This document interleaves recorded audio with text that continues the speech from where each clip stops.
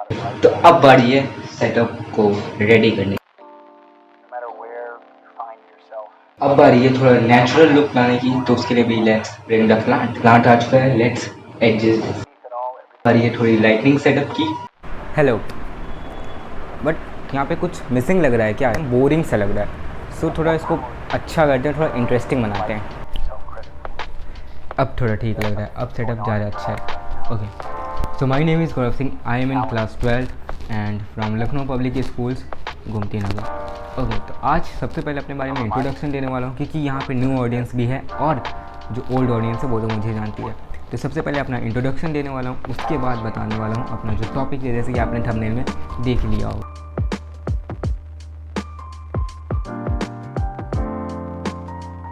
जान तो चुके हो मेरा नाम, ठीक है। अब आज बात करने वाले हैं a day in a life of a 12th grade student and जो एक यूट्यूबर हो जिसके पास चैनल हो, ठीक है, उसके लाइफ के बारे में और अपनी क्लास 11th के बारे में भी बात करने वाले हैं। उसमें मेरा क्या रिजल्ट रहा, क्या परफॉर्मेंस रहा, ठीक है, हर एक चीज़ यहाँ पे डिटेल टॉक होने वाली है। ओके, तो सबसे पहले हम बात करते हैं कि मेरा क्या टाइम टेबल है, क्या शेड्यूल है, ठीक है, उसके बारे में हम बात करते हैं। फिर 11th के रिजल्ट के बारे में, ठीक है, तो पूरा हर एक चीज़ डिस्कस करने वाले। तो स्टार्ट करते हैं अगर हम 2021 से, ठीक है। तो 2021 से अगर हम देखें तो वहाँ पे कोविड पैंडेमिक था, ठीक है, बट ऐसा नहीं कह सकते कि वो पूरा साल बर्बाद गया, ठीक है, नहीं, बिल्कुल हम ऐसा नहीं कह सकते, बिकॉज इन 2021 ओनली ऑन 3 अगस्त हमारा रिज़ल्ट आता है और रिज़ल्ट हम देखते हैं कि मेरा 92% आया क्लास 10 में, ठीक है। अब ये खुशी भी थी, बट एक जगह से हर बहुत मतलब लगभग ही बच्चों को रिग्रेट भी था कि जो अच्छा कर सकते थे उनको रिग्रेट था कि हाँ भाई पेपर होते तो और अच्छा कर सकते थे, बट हाँ ठीक था कंडीशंस के हिसाब से, बट तब भी लोग कहते हैं ना फ्री में पास हो गए। तो ठीक है, हम प्रिपरेशन तो हमारी चली रही थी, बट जब वो एग्ज़ाम नहीं आए, ठीक है, नहीं हुए, तो वो अलग बात है, वो अलग केस हो गया, ठीक है, चलो उसको बताते हैं, वो हमने बता दिया। बात करते हैं, फिर होता है हम आते हैं 11th में। अब अगर फॉर एग्जांपल तुम एकदम हैप्पी मूड में रहते हो या तुम अपने इस क्लास में रहते हो, ठीक है, तो हमेशा लगभग वहाँ पे 40 से 50 बच्चे रहते हो, रोज़ तुम जाते हो, नॉर्मल उनके साथ ही रहते हो, बट एक दिन अगर तुमको अकेले बैठा दिया जाए क्लास में, ठीक है, और तुम सिर्फ अकेले पढ़ो, तो तुमको अजीब लगेगा कि नहीं? बहुत ही ज़्यादा लगेगा भैया, ठीक है। तो वैसा ही होता है 10th से जब तुम 11th में आते हो तो बहुत ही सारी चीज़ें चेंजेस हो जाती हैं, ठीक है। सब्जेक्ट तो चेंज होते ही हैं, बट बहुत सारी चीज़ें भी चेंज हो जाती हैं, तुम्हारी स्टडी पैटर्न, ठीक है, तुम्हारी स्ट्रैटेजी, तो हर एक चीज़ वहाँ पे चेंज हो रही होगी, ठीक है। तुम जो रेस में अगर तुम रेस में नहीं भाग रहे हो तो वहाँ पे तुमको दिक्कत आएगी, तुम बहुत पीछे रह जाओगे, इसलिए तुमको हर एक चीज़ यहाँ पे देखनी होती है। देखो सबसे 3 फेज़ होते हैं हमारी लाइफ के। एक होता है हमारा अर्ली फेज़ जो कि होता है चाइल्डहुड, एक होता है हमारा मेन जो हार्ड वर्किंग फेज़ होता है जो कि हम जिसमें चल रहे हैं अभी, और एक आएगा जो हमारा एन्जॉयमेंट वाला होगा जो हमारा जॉब लगने के बाद होगा।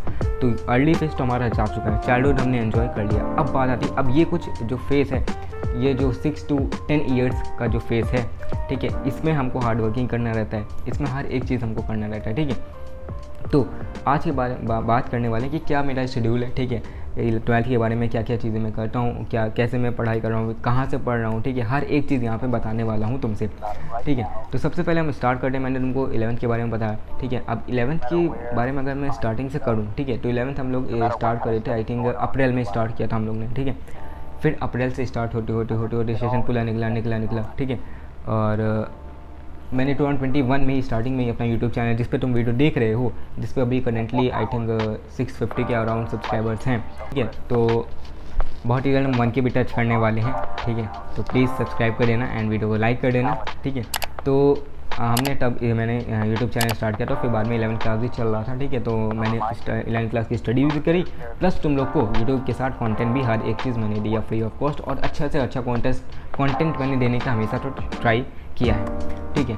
आगे भी बहुत सारी चीज़ें प्लान हैं, वो सब चीज़ें आएंगी धीरे धीरे, ठीक है। तो ये तो मैंने 11th का बता दिया। 11th का अब बात करते हैं रिज़ल्ट के बारे में कि 11th में मतलब कहाँ से पढ़ा। 11th में मैंने या तो MTJ की बुक सॉल्व की थी, जो NCERT की MTG की जो फिंगर टिप्स आती हैं, ठीक है, वो मैंने की थी, और जो ओसवाल की आती हैं, ठीक है, ओसवाल की बुक बहुत ज़्यादा हेल्पफुल रहती है, क्योंकि उसमें क्या है सैम्पल पेपर रहते हैं, असेसमेंट पेपर रहते हैं, ठीक है। तो वो सब तुमको हेल्पफुल बहुत ज़्यादा देंगे इन 11th क्लास, ठीक है। ये 11th क्लास की बात कर रहा हूँ मैं, ये चीज़ें मैंने यहाँ से करी थी। और बाकी मेरा यूट्यूब चैनल, ठीक है, बाकी यूट्यूब से मैंने पढ़ा, और फिर बाकी मैंने ऑनलाइन कोचिंग ले रखी है टॉपर, ठीक है, वहाँ से भी मैं कर रहा हूँ, ठीक है। तो ये मेरा एक 11th का शेड्यूल था। यहाँ 11th मैंने ऐसे पढ़ा, ठीक है। और अब बात करते हैं और 11th में मेरा रिजल्ट कितना आया वो एहे रहा नहीं जाता, तड़प ही ऐसी है ना। चीज़ तुमको जानने के लिए थोड़ा एंड तक बने रहना पड़ेगा, ठीक है, क्योंकि जो ड्रास्टिक चेंज आता है ना वो तुमको पता चलेगा यहाँ पे कि 10th और 11th में क्या डिफरेंस है, ठीक है। अब बात करते हैं 12th में, ठीक है।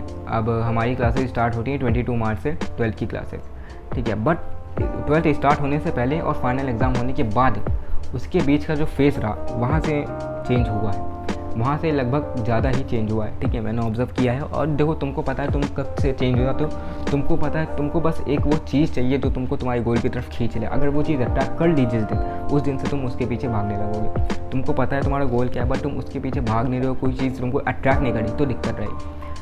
तो अब मैं अपनी कहानी बताता हूँ। तो मैंने PCB ली है, क्लास 12th में हूँ, ठीक है, बायो। अब PCB है तो तुम्हारे दिमाग में तुरंत क्लिक किया होगा कि भैया मेडिकल में जाना है, ठीक है। Yes you are right, medical में जाना है। एम्स दिल्ली जो कि हर एक बच्चे का ड्रीम कॉलेज रहता है, मेरा भी है। और कोशिश मेरी यही है कि एम्स दिल्ली फर्स्ट ट्राई में अटेम्प्ट करूं और उसी को मैं पाऊँ। कोशिश तो यही चल रही है, ठीक है, एंड आई होप यही हो, ठीक है। तो इस चीज़ की मैंने तैयारी स्टार्ट की, ठीक है। अब मुझे ये पता था पहले से, स्टार्टिंग में 6-7 क्लास से ही मैंने देख लिया था, ठीक है, कि हाँ मुझे डॉक्टर बनना है। मेरे पापा डॉक्टर हैं, मेरी दीदी भी डॉक्टर, उनका भी MBBS कंप्लीट हो चुका है। अब ये मैं अंडर प्रेशर नहीं लिया हूँ, ये मेरा इंटरेस्ट है इसलिए लिया हूँ। अब तुम ये सोचो कि भैया अंडर प्रेशर मैंने ये ऑप्ट किया है, तो ऐसा बिल्कुल नहीं है, ठीक है। अगर मेरा मन होता, मैं पेरेंट्स ने कभी प्रेशर नहीं डाला कि उन्होंने बोला है तुमको जो करना वो करो। मेरा मन था मेडिकल में जाने का, इसलिए मैं मेडिकल में आया, ठीक है। और मेरी बहन जो सिस्टर है वो मैथ्स में गई, उसका इंटरेस्ट उसमें है तो ठीक है वहाँ पे गई, ठीक है। तो मेन तुम्हारा इंटरेस्ट पे काम करता है। और कभी भी आप अंडर प्रेशर या अपने दोस्त के पीछे मत भागना, क्योंकि वहाँ से ये जो फेस होता है इंटरेस्ट के ऊपर, अगर तुम काम करोगे, अगर तुम्हें कम पैसे में मिला तभी तुम खुश होगे। लेकिन अगर तुम नॉन इंटरेस्ट में जाओगे जो तुम्हारा इंटरेस्ट नहीं है, और वहाँ पे तुमको अगर 1.5 लाख 2-2 लाख रुपए महीने की सैलरी, अगर 10 लाख भी दे रहा है तो तुम वहाँ पे खुश नहीं रहोगे। क्यों? क्योंकि तुम्हारा इंटरेस्ट नहीं है। कब तक काम करोगे? कभी ना कभी तो बोर हो ही जाओगे। इंटरेस्ट है तो उसमें तुमको काम करते रहोगे, जितना ज़्यादा काम रहेगा उतना ज़्यादा अर्निंग आएगी, ठीक है। तो हार्ड वर्क करोगे पैसा आएगा। अगर सिर्फ पैसों के पीछे भागोगे तो हार्ड वर्क रह जाएगा और वो पैसा ज़्यादा दिन तक नहीं टिकने वाला, ठीक है। तो ये मैंने डिसाइड किया था, मैंने डिसाइड किया था एम्स का, ठीक है।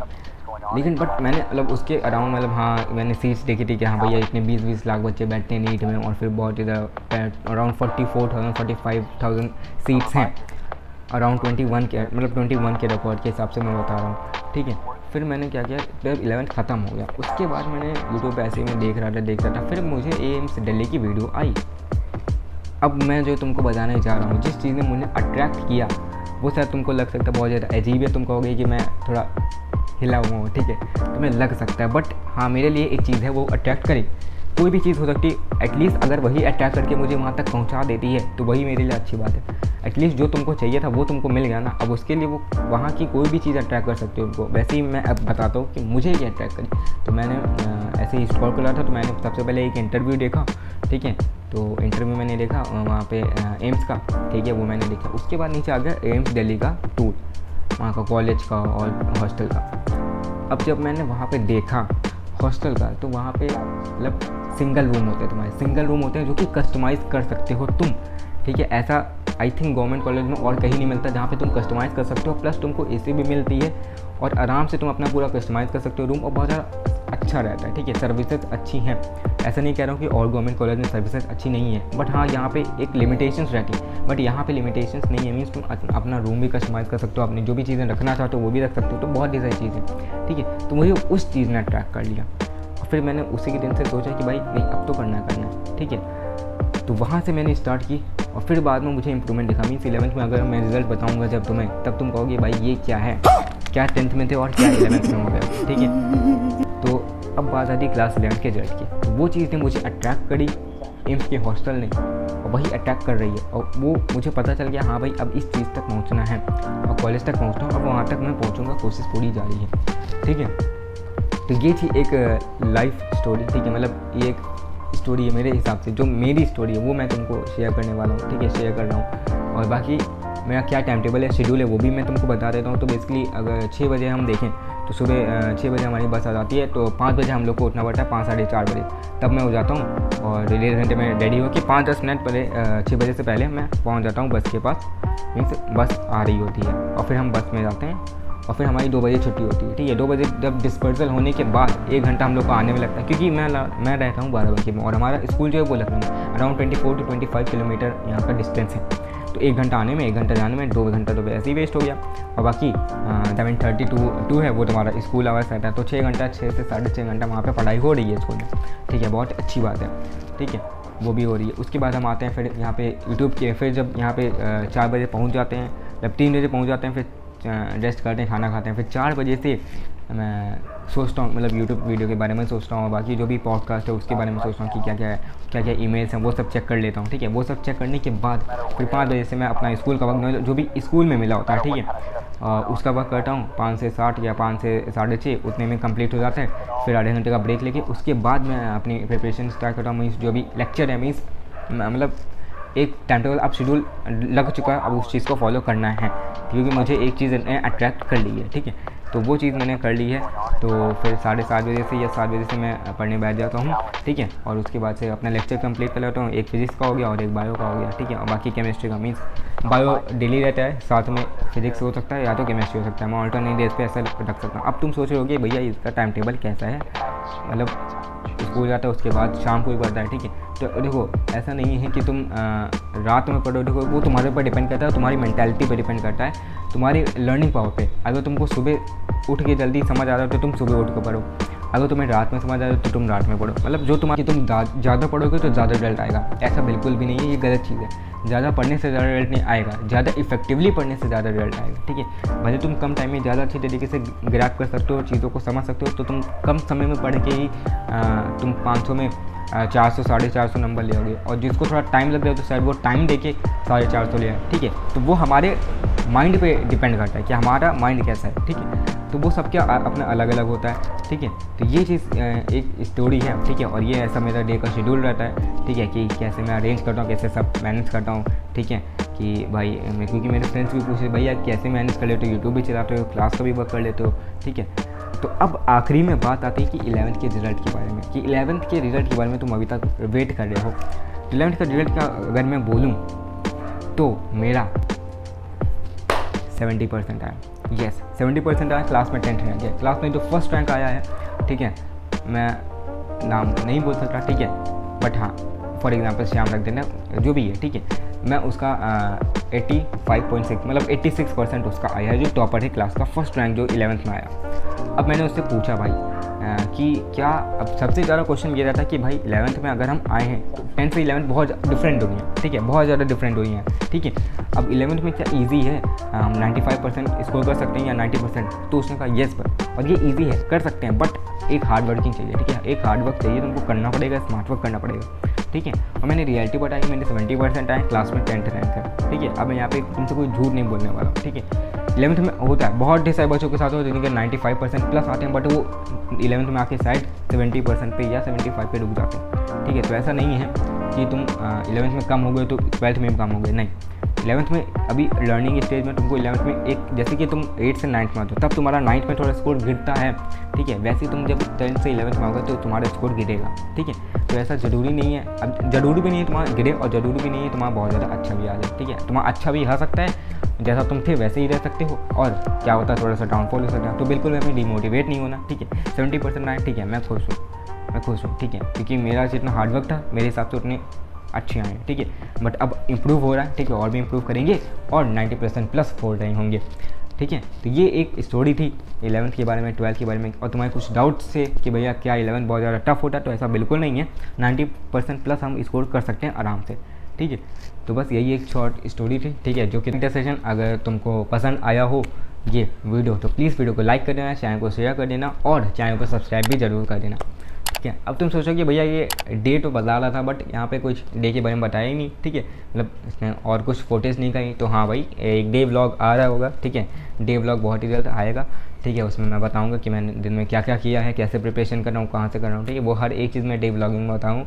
बाकी मैंने यहाँ पे एक पूरा ओवरव्यू दे दिया, हर एक चीज़ उनको बता रही है। अगर तुम्हारा कोई डाउट है तो प्लीज़ इंस्टाग्राम पे फॉलो करो, वहाँ पे मुझसे पूछो, ठीक है। और बाकी बहुत ही सारी कंटेंट आने वाला है क्लास 10 के लिए भी, क्लास 11th के लिए भी, ठीक है।